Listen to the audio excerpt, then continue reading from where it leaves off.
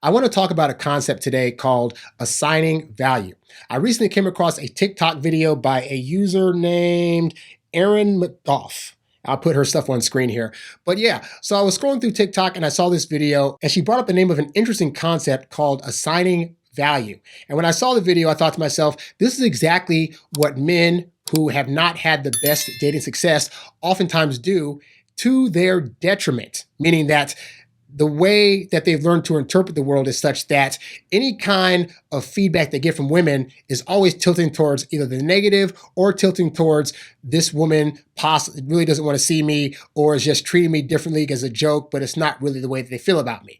And I used to do the exact same thing. So when I saw this video, I was like, this concept needs to be taught to guys because that way they can get out of their heads and really start looking at if the way that they view the world is slightly skewed. All right. By the way, guys, I've recently opened up the launch of my new program called Introvert Dating Success Academy. It is a 12-week program that is designed to help you with one-on-one coaching to get to where you want to be in your dating world. So if you're a guy that's anxious or shy or nervous around women, you don't have a blueprint for how you're supposed to attract women, you don't understand some of the things that you may be doing wrong, and you really need to, you're working on trying to solidify who you are as a man and trying to be more confident and bold so you can get the kind of women that you want while still remaining your introverted self, then all I ask you to do is check out the enrollment page for this program. You can go to introvertdatingsuccess.com/IDS Academy VIP. Go there, check out the enrollment page, see everything that it has to offer. And this VIP enrollment is going to be open until Sunday, April 11th. So check out the page. If you like what you see, then you can qualify yourself by filling out the application and we can set up a free time to have a consultation about joining the program. All right. So I'm going to go ahead and play this video for you and I'm going to pause at certain parts to kind of explain to you guys some stuff that's going on. Okay, here we go. Here's a concept that might blow your mind. Listen to this statement. You look good today. I just stated a fact, a statement. You may have interpreted it in a variety of ways. You might think, wow, Aaron must really like me. Why was Aaron looking at me? Wow, that was a backhanded compliment. Do I not normally look good? That was sarcastic, wasn't it? So what she's talking about is, she said at the beginning, here's a statement that I'm going to say today, which is, wow, you look really good today. And then she went through all the various ways that it can be interpreted depending upon how you view yourself and your self-esteem. Her statement itself doesn't really have an emotional connection to it other than her saying, wow, you look good today. Like those are plain words. The you look good part could be considered to be an emotion in terms of her saying, oh, it's really more of an adjective than an emotion. It's like, oh, this person is saying she said it's a fact, but really is an opinion. But she's saying the thing that they're saying is like, oh, you look good today. That itself as a statement doesn't actually result in any emotional weight except for the one that the person hearing it is going to add to it. Okay, so let's continue on. This is called assigning value, and it's something our brains do all day. We apply meaning to things based off our internal feelings and the context around facts. So again, the concept of assigning value basically means that when people tell you things, that how you interpret what's being said really does depend on your lens of the world. This is a reason why somebody could say something to you one way and you take it as like no big deal, but another person can say that thing to a different person and that other person would be like, oh my gosh, you offended me, how horrible. I think of things like, for example, like I watch a lot of South Park, okay? So there's a lot of jokes on South Park that me hearing them, I have a kind of wry sense of humor. I don't take myself too seriously. So I might hear a joke that they say on the show and be like, oh, that's no big deal. It is what it is. But, a person that's more sensitive about words, about certain actions, or have had certain kinds of experiences that are being joked about on South Park, well, they might not have had the jokey version of that experience. They may take those things that they're saying on the show or doing on the show a bit more seriously, okay? So understand that we are always assigning values to things that are being said to us, and in ways that we're being treated, we're interpreting those things a certain way as well. We also apply meaning to things that affirm our internal beliefs. For example, if you are secure in the way that you look, you'll think, wow, that was really nice of Aaron to say.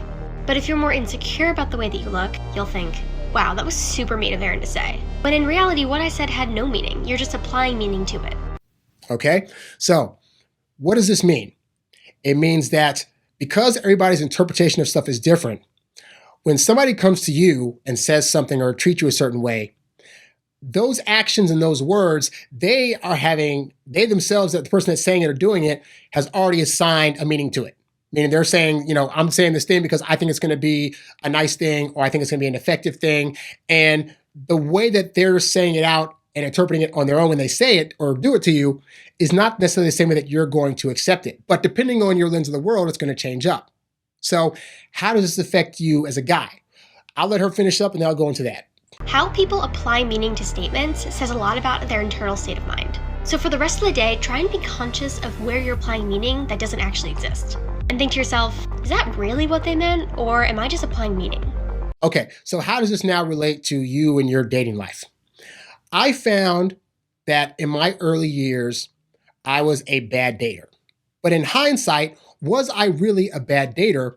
Or did I just see myself as a bad dater and then interpret the things that were happening around me as validation that I was a bad dater? Perfect example.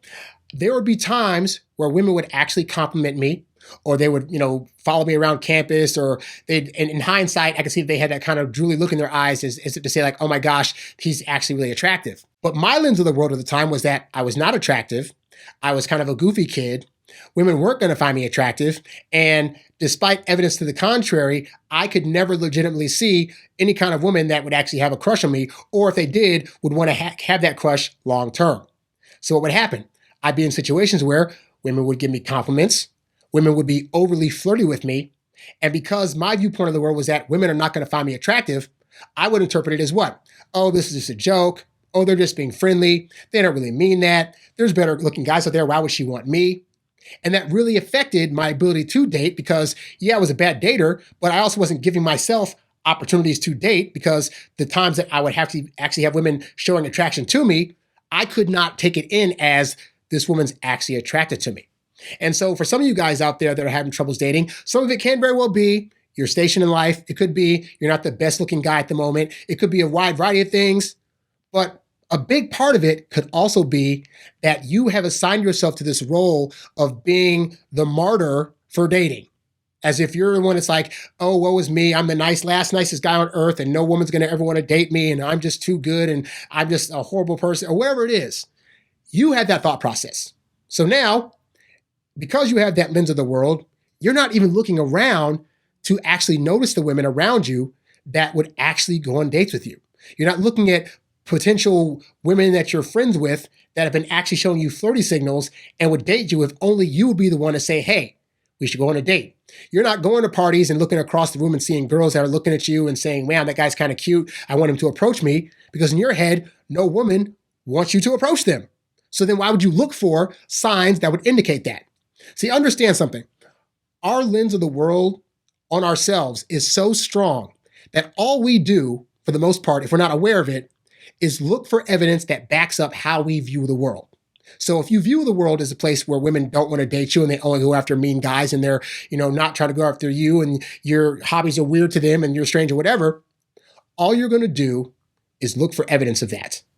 And if you're not aware that you're doing that, it can keep you stuck in this loop where you're constantly repeating the same words over and over again, which is women don't want me, women are crazy, women don't want to date me, they don't know what they want, they only want bad boys and jerks. And it's not to say that women don't fall for those kind of guys, but the point is it's not as many as you think, unless you view that. Unless you happen to look for every woman that you see out there dating a jerk. Then all you're going to be is like, see, I told you all the girls want is jerks and whatever. And you're not looking at the fact that there are plenty of women out there that date kind, generous, helpful men. And that you can actually get a woman being who you are at the core. But you cannot get a woman being who you are if your lens of the world is such that it's all negative about women and negative about you. And so you really have to break out of that lens in order to have effective dating results. Now, I have just released a whole program, and part of that program is designed to help you break out of the current mindset that you're in, really reassess how you're looking at the world, and start to see where your introvert traits can actually be a benefit to women, and then be able to actually seek out women and with your new lens that actually want those kind of men. And I'm gonna tell you guys, there's a lot more than you think. There's a lot more women out here than you know of that actually want guys that are gonna be supportive, gonna be kind, caring, be a gentleman, and you ain't gotta turn to an a-hole. You ain't gotta overdo the niceness in order to attract these women, but they are out there. But you have to have the right frame of mind and the right lens to see it.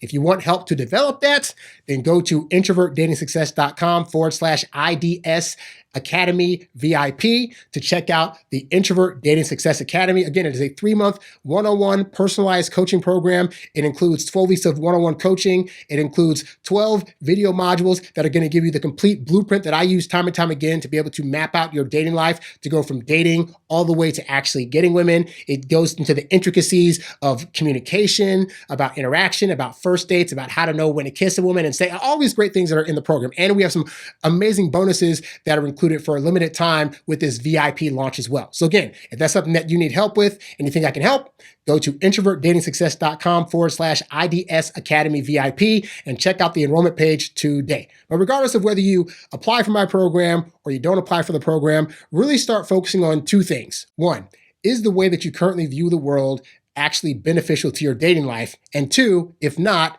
what thing could you be changing about how you look at the world that could result in better interactions and a potential dating life with women?